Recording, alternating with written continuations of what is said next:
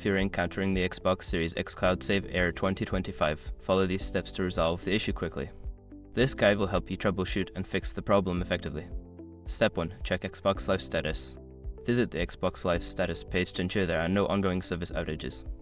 If this service is down, you may need to wait until it is restored before proceeding. Step 2. Restart your console.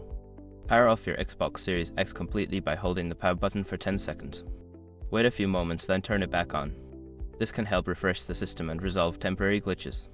Step 3. Clear local save games. Go to Settings, then System, and select Storage. Choose to clear local save games.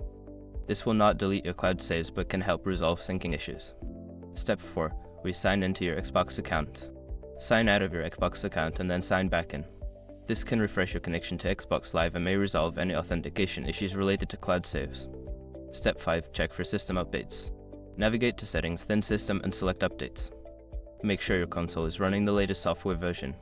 If an update is available, download and install it to ensure optimal performance. By following these steps, you should be able to fix the cloud save error on your Xbox Series X. If the problem persists, consider reaching out to Xbox support for further assistance.